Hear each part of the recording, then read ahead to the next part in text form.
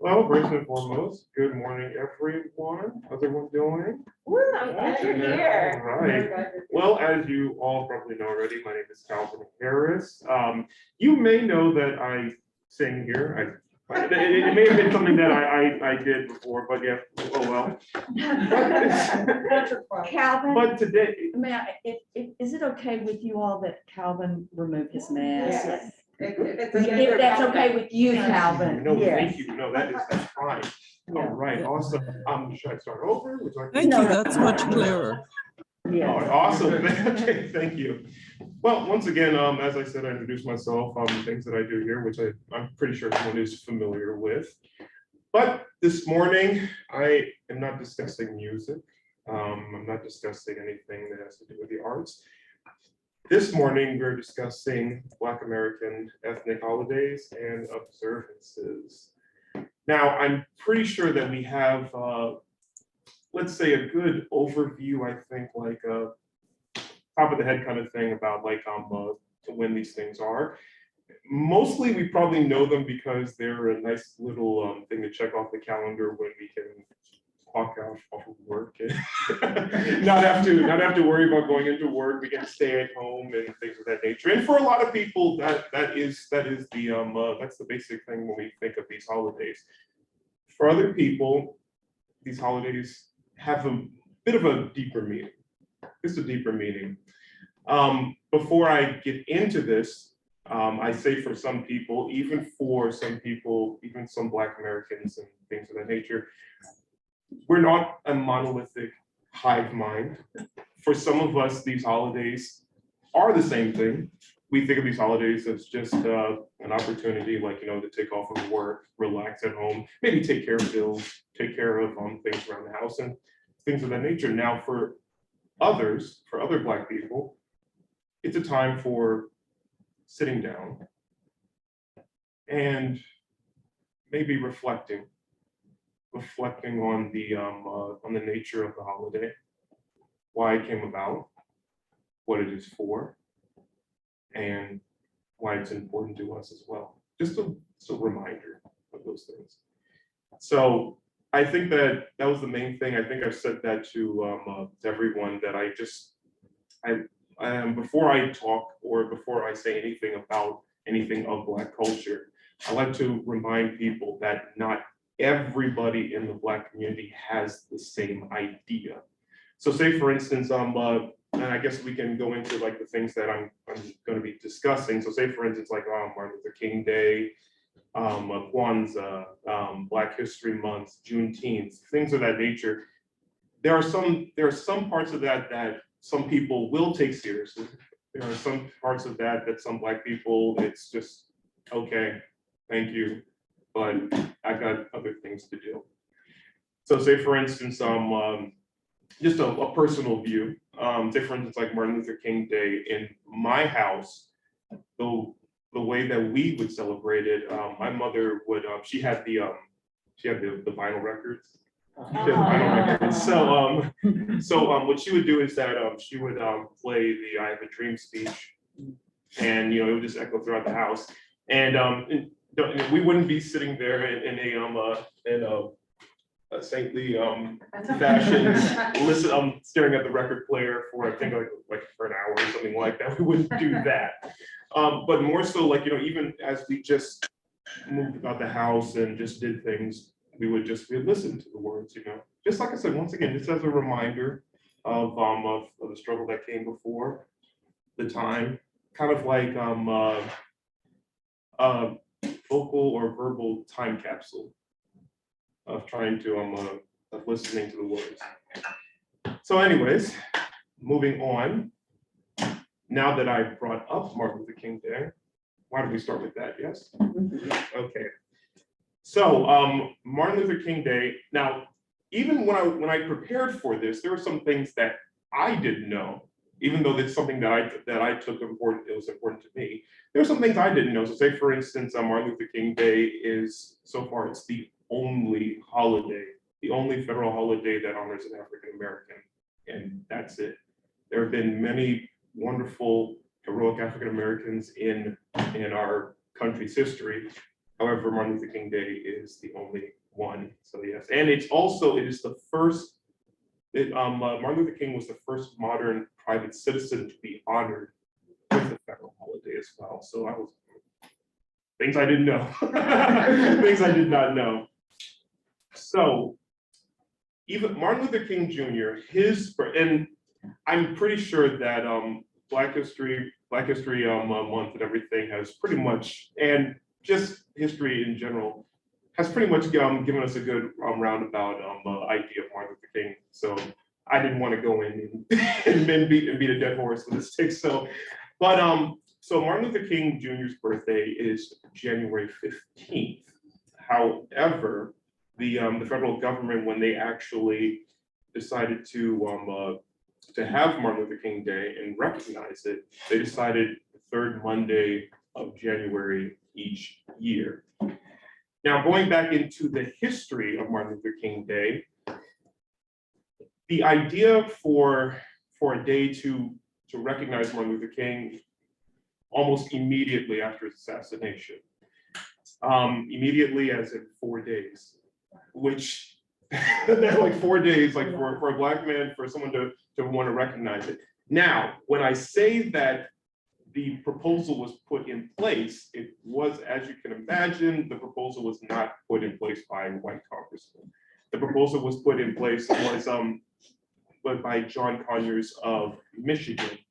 And as you can imagine, that it didn't go over well. Let's just put it that way. It did not go over well with Congress, but John Conyers, he kept coming back again and again and again saying, look, this is something that we need to do. Unfortunately, with our country, it took a while. It took a while. But in the meantime, there were states that actually decided to actually have a federal holiday. Here's the kicker. Here's the kicker. And this is where I insert kind of my personal view on the whole matter. I think it was kind of a backslap to the Black people, the way that some states would do this. And to this day, some states actually still do it. What they would do is they decided to have Martin Luther King Day in conjunction with Robert E. Lee Day. Yeah, okay, now once again, I don't live in a state that does that. So once again, preparing for this, things that I did not know, and I was like, okay, all right.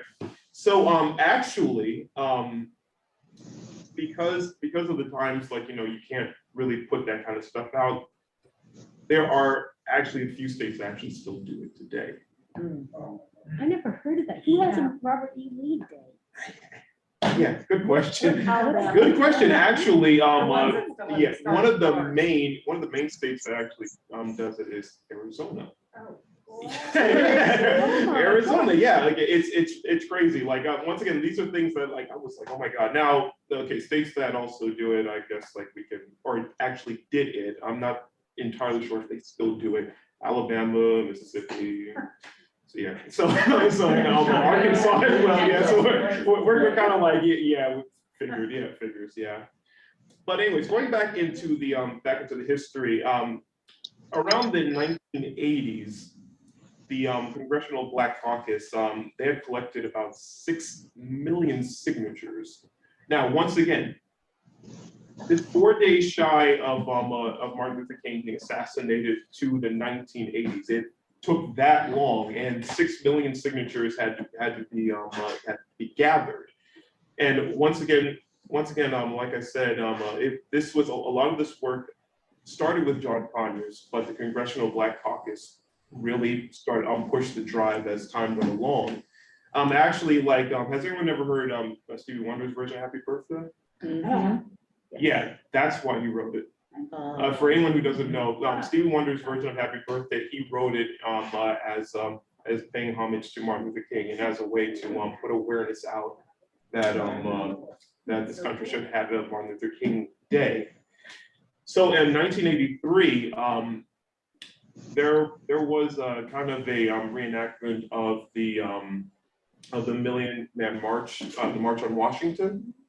I'm sorry, not Million Man March, sorry, the March on Washington, which culminated in the I Have a Dream speech. And I guess it was around that time where it was kind of like, because sometimes, once again, with marginalized groups, sometimes with this country, you have to really push it and slam it in people's faces if there is a concern and you want change. You have to push it. And this reenactment of the March on Washington was kind of the kick up the backside that Congress needed. And it was the 1980s, so let's just be honest, white people in Congress weren't as sensitive anymore. So so it was more of a bowing down to that kind of thing. Are they sensitive about that kind of thing anymore? If it's not, then okay, then let's start getting this together. So now, once again, even though it becomes a federal holiday, and this happened around 1986 when the first observance of it nationwide happened. Once again, it's going to take a while for all states to to actually recognize it. So the year 2000 was the first year in which all states recognized Martin Luther King Day as a national holiday. Wow. Now, I like just put that into perspective. Martin Luther King was assassinated in 1968, and it took until 2000 for every state, every government in the state. I'd say every, but not everybody. It took until every state government actually said, "Okay, we'll push it. We'll push it now." And 9 times out of 10, knowing the way that things are in this country, I'm pretty sure that people in the local state had to really plant themselves at their state capitals in order to push that. And 9 times out of 10, it was maybe a governor or something like that was probably annoyed by all the people and said, "Okay, fine, you guys can have it, whatever." So. Calvin, Yes. the date of when it became a federal holiday? It was the first time that it actually became recognized and actually pushed it was 1986. Now, there's like a lot of back and forth as to like the actual day, but I think once again it was more so of just like Congress just recognizing it. Right. That was the biggest thing. So yeah, as we know now, Martin Luther King Day usually marches, peace rallies, speeches by political leaders and everything, all well and good, love it. But once again, I guess for Black Americans, it is a testament to how much has to be done in order for just a little bit of recognition. Now, once again, like I said, this is just Martin Luther King, and it took a long, long time for just Martin Luther King. So that is Martin Luther King. I'm the kind of person that I like to say, does anyone have any comments, questions? Yes. Comment. This year we participated with a number of the other Lutheran churches in the parade in the march. And my notation, my observation was there was an awful lot of political campaigning going on by every possible judge up for reelection. It seemed there were far more of that happening in the parade than there really was, excitement. And there were 2 parades, yeah. Okay, now let's talk about that. Now, once again, I can't speak for every Black American, but one thing that I know that Black Americans have, which has saddened us, is that Martin Luther King has become more so of a political tool rather than a figure that should be revered. One of the things that I know that a lot of my friends and everything who have protested, who have pushed for Black empowerment, usually society tries to use the words of Martin Luther King in order to silence Black people. So say for instance, you speak out against police brutality. If you speak out against maybe something that happened at work that triggered you or was traumatizing that happened. Usually, like you have non-Black people that will use the word and say something like, "Can we all just get along and everything," without actually addressing what happened. They'll use like quotes like, "What's the end of the I Have a Dream" speech about little Black boys, little Black girls, and little Black girls. Like, and they'll say that, like, and they'll use that as a means or a tool to say, well, in an insulting way, they're saying, well, your Martin Luther King said this, and you're protesting, it was against that, and it's like, no, you may have missed a little bit of that speech. Taking it out of context. Right, exactly, extremely out of context, and usually what I like to say is that you may want to read up on other things that Dr. Martin Luther King said. A very interesting thing was the letter from the Birmingham jail. That was a very interesting piece. Usually, it's my response personally when it comes to moderate white Americans who want to, because now 9 times out of 10, when we're taught about racist and everything like that, racism and everything, the first thing that gets put up on the board, Ku Klux Klan, the counter protesters, which I think that's what people like to call them now, that that pushed back against desegregation, things of that nature, neo-Nazi skinheads. That's the when we talk about the hindrance of progress in our country, usually that is what's put up. But Martin Luther King had a different opinion on the matter. One of the passages Martin Luther King said, and I'm just going to paraphrase it. He said something of the nature that the biggest threat to progress in our country is not the Ku Klux Klaner, it's not the Southern white counselor, it's the moderate white American who stands on the side and decides that right now is not a good time for this. Like right now, things are rough right now in our country. Let's calm down for a minute and I don't want to get involved at this time because everything is sensitive. Once again, this is the same person. Now, usually, once again, people will use the words of one speech and one little bit, because once again, that I Have a Dream speech was very long, but they'll use that little line or whatever in order to try to silence Black people. But once again, I think it was profound that he said that, and this is when he was behind bars in jail. So yeah. So just going back. I'm sorry, I didn't mean to go all around about, but that was very profound. Profound when I read that. Okay, so the next thing, and by the way, I'm sorry, I get on a roll talking. Why are y'all laughing? You're supposed to say, "Oh, it's okay, Al. It's okay. It's all right." All right. So the next holiday, and this is specific and unique to our state, is Juneteenth.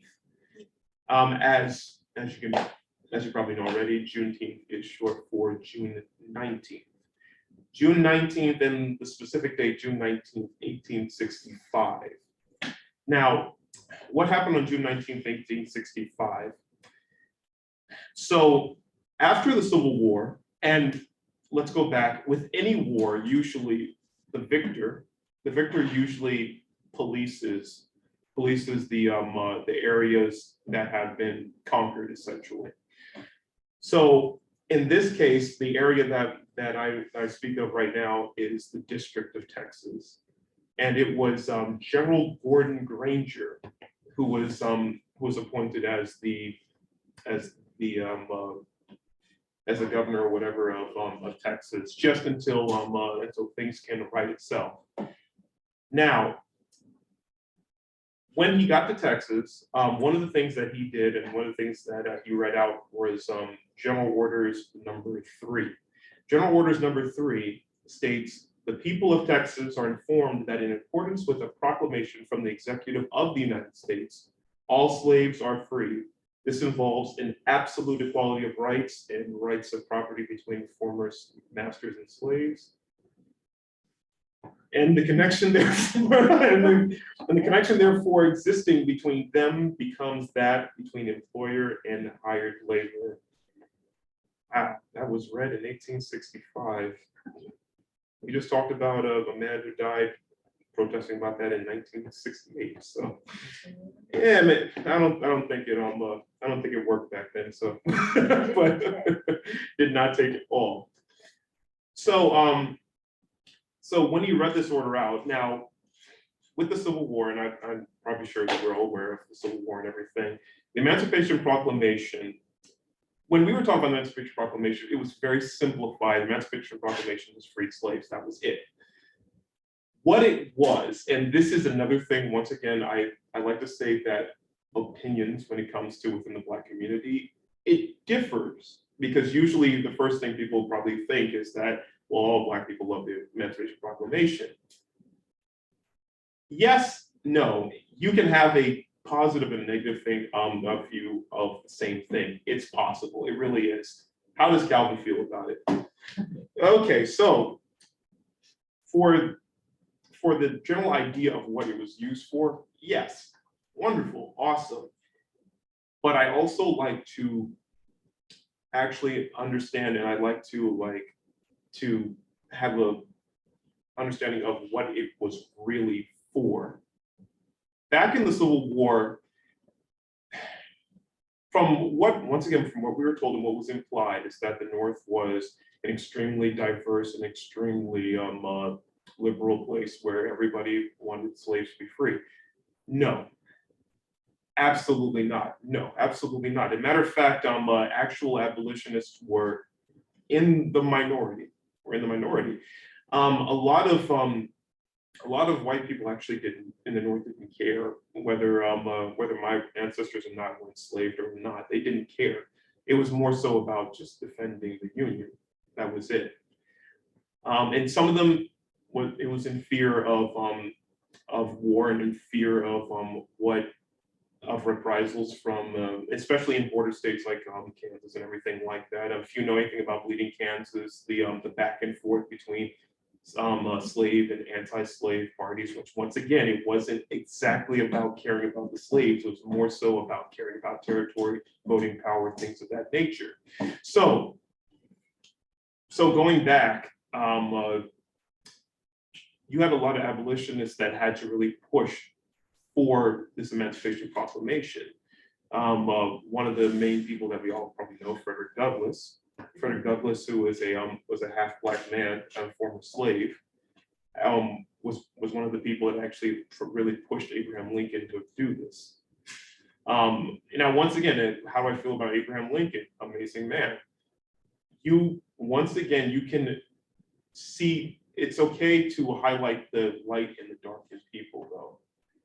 When it comes to Abraham Lincoln was a man who believed in it, did not believe in slavery and did not like slavery whatsoever. And he's even on record of wanting to get rid of slavery.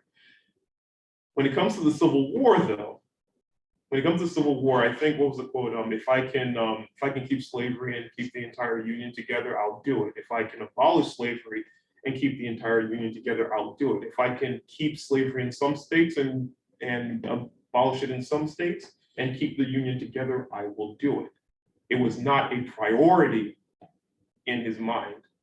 So with the Emancipation Proclamation, in my opinion, the Emancipation Proclamation was more an instrument of war, more than a humanitarian effort. Why do I say this? How do I know this? Because the Emancipation Proclamation, it wasn't for the abolishment of slavery in all of the Union. It was for the abolishment of slavery in the southern states, the ones that were at war, the ones that 9 times out of 10 were not going to give up their slaves just because Abraham Lincoln said so. So once again, I guess in my mind, the effort that I personally saw in that, I was like, okay. And I'm pretty sure a lot of black people back then, may have thought the same thing. Now there are a lot of Black people that were like, well, I was a slave and now I see this, amazing and everything. But I'm pretty sure a lot of intellectual Black people at the same time were saw that and were like, okay, how does that help? But how does that help? I mean, I guess it puts forward the moral stance of what the war is going toward, but how is that helping right now? Now, I am a realist, and I understand that there were border states that were important to the Union that were probably were another influence as to why Abraham Lincoln wouldn't want to abolish slavery in the entire United States. So say, for instance, a good example, a state that's close to where my home, Maryland. Maryland, which if we all remember our geography and in the United States, Washington, D.C. is right there, and Maryland is right there. So I can understand that one would be a little afraid that if I abolish slavery in Maryland, that would and then Maryland leaves the Union, all of a sudden the city that I live in is surrounded by Confederate states. So once again, I'm a realist about that. So anyway, so going back, me personally, and once again, and the views on certain things, it changes too with age and with understanding and everything like that. I personally did not celebrate Juneteenth. I didn't, because it revolved around the Emancipation Proclamation. I would always say I don't celebrate Juneteenth, but I do celebrate the ratification of the 13th Amendment. That's how I used to approach it. Now, as time went along, I started to understand, okay, it's more of a cultural understanding and a day of cultural importance for us. So now I will celebrate it. I will participate in it. So once again, like I said, views on certain things, not exactly the same within the entire community. Also, views can change over time. They can. So anyways, I have a question about that. yes, please. So, if I'm hearing you correctly, it's now, in your mind, it's a kind of reclaimed holiday. And kind of like Stonewall, when this similar sort of, no, I don't agree with how it started, but we can come together. Yeah, I would say, yeah, more so that, kind of sort of like that. Kind of like an understanding, I think more so that it's kind of like, have you ever been in a situation where you're in a family, something that is not exactly that important to you, but maybe important to your entire family. And for you, you're kind of as you go along and you get older, you're like, okay, I'll go along. I'll start to go along with it. And then as you go along, and then you see that how your participation in it, and it starts to grow on you. So I think that's kind of how it was with me with Juneteenth. I didn't go along with it because, like I said, I knew the entire history of it. But as I went along, and especially after I moved to Texas, and I saw how important it especially is for Black people in Texas, that's when I started participating in it personally. And then all of a sudden I was like, okay, I accept it. I understand the gravitas of it. So I'm hoping that answered your question. Okay. So once again, I'll just a brief overview of it. It started out, it wasn't called Juneteenth at first, it was called Jubilee Day. As time went along, it started being recognized as Juneteenth, once again shortened from June 19th. It's so okay. I was gonna say like just call June 19th, but then no, I understand. And Jubilee Day is awesome. I like Jubilee Day, but yeah, Juneteenth. Okay, that's fine. Yeah. Okay, so in 1979, of course, as you assume, Texas became the first state to make Juneteenth an official holiday. And then afterwards, states started to slowly but surely go along with it. And as we all probably know now, last year was the first time that it was actually stamped as an actual day, a federal holiday in our country, and that was June 17th, 2021. So yeah, so that is Juneteenth. Once again, like I said, I gave you like my personal perspective on it. So, questions? I was just gonna say, Yeah. with your comments also about Abraham Lincoln being more like concerned about keeping the Union together over. I've actually had several other African American friends tell me that it also kind of the white savior complex, it's another figurehead and people can point to and say, oh, well, but white people saved the black people. And I just also wanted to know if that was also added into your frustration about, the feelings on the whole incident as well, or I just wanted to know if you had any thoughts about that as well, because that's been expressed I to me. would say partially. Like I said, once again, my more so my concern with the whole thing was just understanding the actual history, and in my maybe in my arrogant view, like I thought that other people didn't really understand the actual detailed history of it. I thought that people just celebrated it just because Juneteenth equals freed slaves, and that's why. And because with me, and then actually understanding the actual articles of the Emancipation Proclamation, things of that nature. Like, so that's more so why, because like I'm kind of like a little bit of history nerd.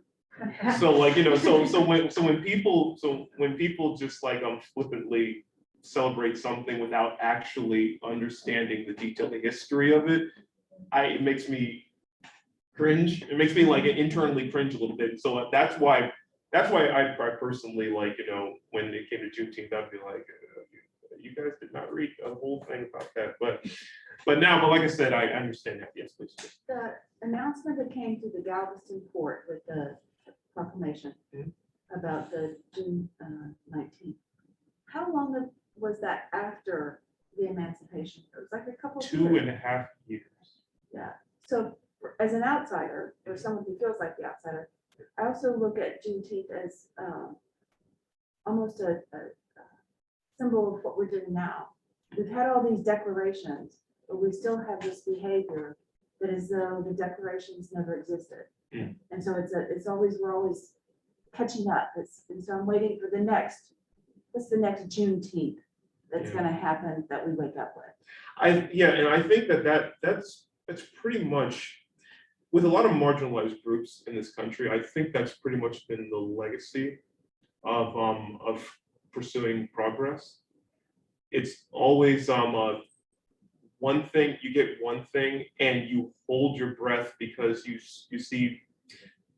Let's see. The one thing that I think that we all understand, like the difference between having a law and actually having it pursued. There's a big difference. So once again, like so say for instance, and that for Black people personally, that was something that happened a lot. The government would put a law out, but there's a difference between the government putting out a law and the local law enforcement actually recognizing it and actually policing it according to that. So you're right. So I guess it is one of those things where you understand that that the country is trying to make quote unquote progress, but I guess especially like I said, a lot of marginalized groups, we hold our breath because we actually try to see how it's going to be executed. Now, when it comes to social idea and like that's a little bit harder to get a gauge of progress. Now, like I said, laws or whatever, like they can speak to the legality of certain things. This is illegal, this is that, whatever. But when it comes to social progress, let's say for instance, it comes to like gay marriage. Like one can say something is legal, but when it comes to the way that we socially treat people, when it comes to marriage and things of that nature, that's an entirely different story altogether, an entirely different story. So I don't know if I'm speaking to what you're saying. So it is that frustration. It is that frustration with actually seeing where this is going to go. Because even with like a lot of things with police brutality, when the justice system actually works, there is a common feeling among Black people when that happens. We hold our breath and we say, let's like, okay, that happened, justice was served. Let's see what happens when the next hashtag rolls around.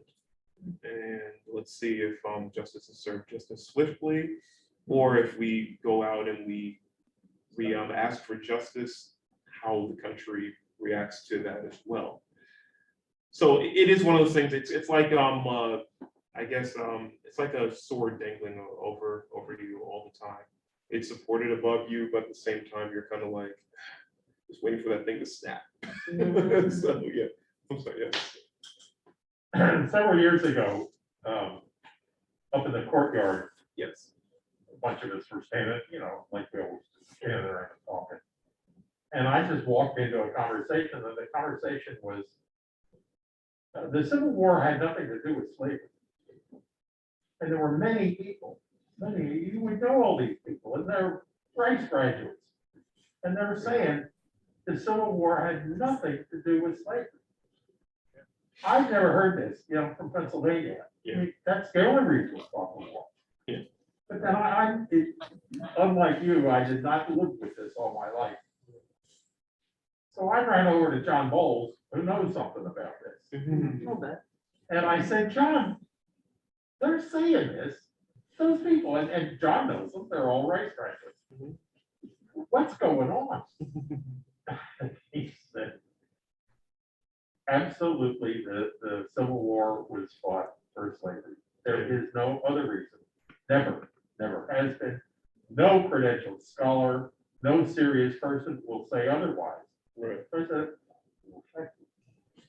why are these people saying this? And Yeah. I'll be done in a minute. Yeah. I really want your reaction. So,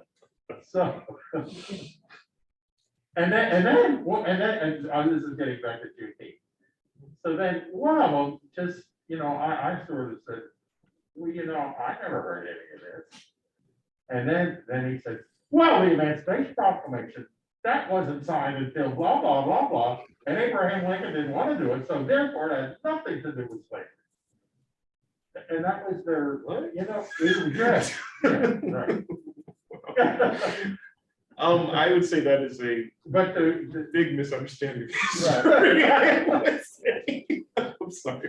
I don't know if these white Christ the Egg Lutheran Rice graduates would be saying this in mixed company. But this I was shocked. That was a big thing right there. What's discussed in public versus what's discussed in private. Yeah, likewise, man. Oh man, yeah, that is a conversation for another day. That's another thing that I know that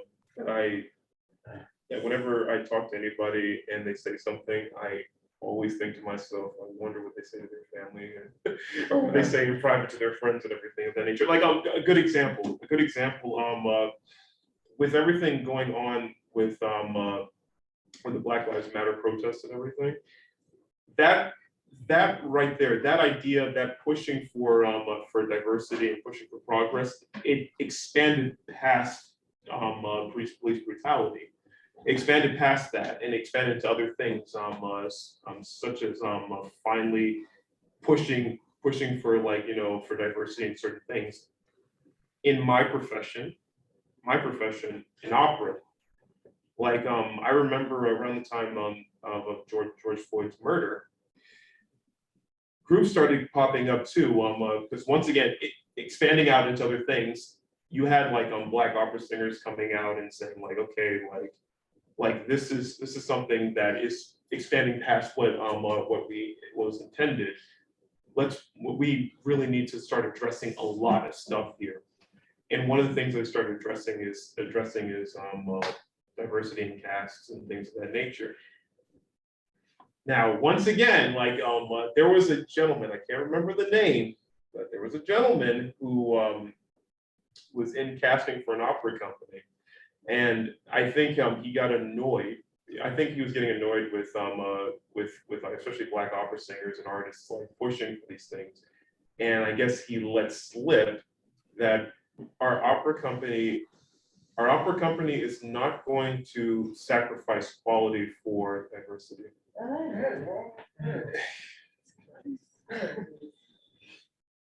Yeah. So yeah. Now, promptly, of course. We're hearing that right the- now with the Supreme Court. Yeah. Now, promptly, the opera company parted ways with that gentleman. Good. Here is the kicker, like you said, the difference between what is said in public and private. And this is something that I think like a lot of us were talking about. I remember I got on a Zoom with several other Black opera singers when we were talking. This is one of the things we talked about. One of the things we talked about, we said, you know what the funny thing is? I bet you that's not the first time that he said that. I bet you that's not the first time he said that. And I'm not talking about with his family or friends or anything. I'm talking about people that he was on the board with. Yeah. I have a feeling he probably let something like that slip in a board meeting, but someone probably said, oh, that's Josh. Or like, once again, going back to when we talked about with Martin Luther King, when he says, it said his more so his annoyance wasn't with Ku Klux Klan or anything like that. It was with moderate people who don't want to get involved. 9 times out of 10, and in my experience, I've seen this. You get to the point where you see a lot of people who have the opportunity to do something, but they're the ones who say for instance, like, oh, well, that's just that person, or like, or they go back to their families and they talk about how they're annoyed that Andrew said something offensive or anything. And then, all right, yeah, oh my God, he said this, all right. So what's for dinner? And like, and all that kind of stuff. But once again, Andrew, year after year, and I'm using a random name, sorry. So if anyone's named Andrew, I'm sorry. But year after year, Andrew sits on the board, makes casting decisions, things of that nature. Now, once again, Andrew will say that, well, that's just, it wasn't, race had nothing to do with it, even though he just let that slip that that's his idea. But he continues on there, and then finally, publicly, he gets outed for it. And now the board is forced to make a decision. But once again, my thing is that progress could have been made a long time ago with somebody had just spoken up.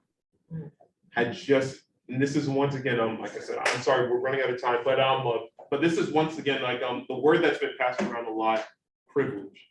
Yes. Using your privilege, say for instance, like with me, an example, my privilege as a man, when it comes to issues with feminism, I have the privilege of being a man to speak up when someone says something about women that is totally unfounded. I have the responsibility to stand up and say, oh, like, okay, wait a minute, let's deconstruct what you just said. And let's talk about why that was actually kind of sexist, what you just said. Speaking up, saying something, confronting it. So yeah.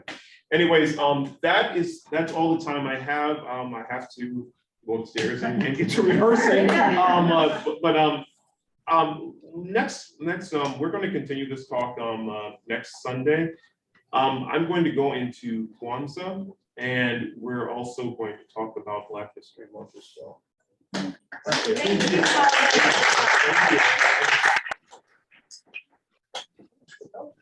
you. So where in Maryland are you from? Oh, not from Virginia. I think close to I am. Yeah. I was actually born in. You are? Yeah. Okay, all right. Yeah. I was born on Andrews Air Force Base. My mother and my father were in the Army. So yeah, and for a little while I don't know exactly the exact city, but we lived in